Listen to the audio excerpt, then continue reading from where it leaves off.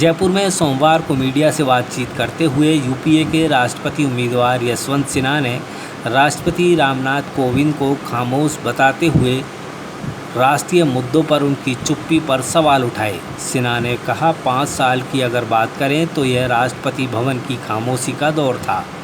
हम लोगों ने एक खामोश राष्ट्रपति देखा।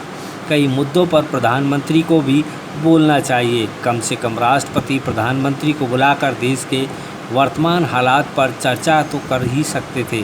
इसलिए पिछला 5 साल का दौर खामोशी का रहा। राष्ट्रपति के एक संवैधानिक दायित्व का उतना पालन नहीं हुआ जितनी उम्मीद थी। पिछले 5 साल की बात अगर हम करें तो हम कहेंगे कि ये राष्ट्रपति भवन का एक खामोशी का दौर था। हम लोगों ने खामोश राष्ट्रपति देखा और जैसा कि अशोक गहलोत जी ने कहा कि बहुत सारे मुद्दों पर प्रधानमंत्री जी को बोलना चाहिए और शायद कुछ मुद्दों पर राष्ट्रपति जी को भी बोलना चाहिए, लेकिन कम से कम राष्ट्रपति जी प्रधानमंत्री जी को बुलाकर इन विषयों पर चर्चा तो कर सकते थे। हमारी जानकारी में तो नहीं है, क्योंकि बात तो मीडिया में आ ही जाती है कि राष्ट्रपति और प्रधानमंत्री की मुलाकात हुई और ये इस विषय पर चर्चा हुई। ऐसी चर्चा उन्होंने की, इस तरह की कोई बात नहीं है। तो इसलिए मैं इतना ही कहूँगा कि पिछला 5 साल एक खामोशी का दौर रहा और जो एक संवैधानिक दायित्व है राष्ट्रपति का, उसका उतना उपयुक्त पालन नहीं हुआ जितना होना चाहिए। सिन्हा ने कहा, हम केवल एक राजनीतिक दल से नहीं लड़ रहे हैं, हम सरकार की उन एजेंसियों से भी लड़ रहे हैं जो लोगों को परेशान करने के लिए इस्तेमाल की जा रही हैं।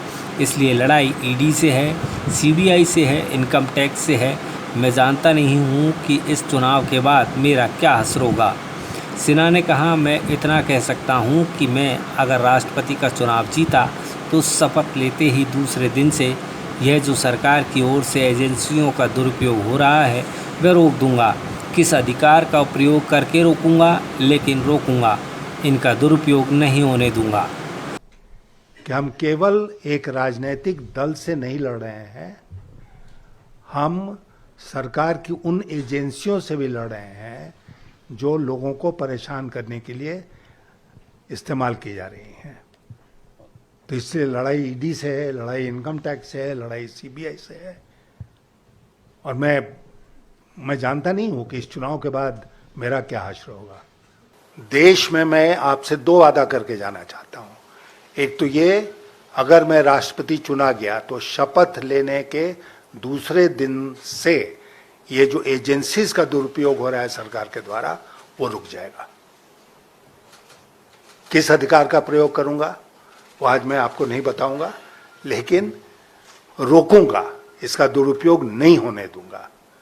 प्रधानमंत्री जी को बार बार कहने के बाद गहलोत जी के, प्रधानमंत्री जी इन मुद्दों पर जो खामोश हैं, तो प्रधानमंत्री जी को मैं कहूंगा राष्ट्रपति भवन बुलाकर कि आप बोलिए इन मुद्दों पर, खामोश मत रहिए, अशोक गहलोत जी की बात मानिए और अपने उद्गार इस पर व्यक्त कीजिए।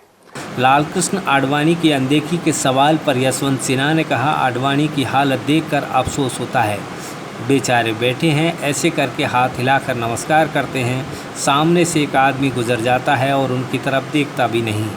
मेरी और आडवाणी की कोई तुलना नहीं हो सकती। आडवाणी टावरिंग लीडर हैं। क्यों बेचारे बैठे हैं, ऐसे करके हाथ हिला रहे हैं नमस्कार में, और सामने से एक व्यक्ति गुजर जाता है, देखता भी नहीं उनकी तरफ। बीजेपी में रहकर अब दल बदल के सवाल पर यशवंत सिन्हा ने कहा, मैं जिस बीजेपी में था वह अब मर चुकी है। पहले बीजेपी में आपसी सहमति से काम होता था, वह दौर खत्म हो गया है। अटल बिहारी वाजपेयी सहमति से काम करते थे, वे विपक्ष का भी पूरा सम्मान करते थे। अच्छा सवाल पूछा आपने कि मैं जिस भारतीय जनता पार्टी में था वो भारतीय जनता पार्टी अब नहीं है। It has ceased to exist. That BJP is dead and gone. Atal Bihari Vajpayee ji जो थे वो कंसेंसस बिल्डर थे, सहमति के आधार पर काम करते थे। अशोक जी को याद होगा, मुझे भी याद है, ऐसे अनेक अवसर आए देश के सामने जब वो विपक्षी दलों से राय करके, विशेषकर सोनिया जी से राय करके आगे का रास्ता तय करते थे। तो वो सहमति की राजनीति जो थी ना, consensus, politics based on consensus, वो अब समाप्त हो गया है और अब हम पॉलिटिक्स बेस्ड ऑन कॉन्फ्रंटेशन देख रहे हैं। राष्ट्रपति का ही चुनाव, अभी हम लोगों ने कहा ना कि सहमति बन सकती थी, क्यों नहीं बनी? इसलिए नहीं बनी क्योंकि सरकार और उसके मुखिया चाहते थे कि ऑपोजिशन को हम नीचा दिखाएं। अगर आपको हमारी यह वीडियो पसंद आई हो तो लाइक, शेयर एंड सब्सक्राइब जरूर करें और बेल आइकन को दबाना ना भूलें, ताकि आपको आपके इलाके और प्रदेश की खबरें सबसे पहले मिलें।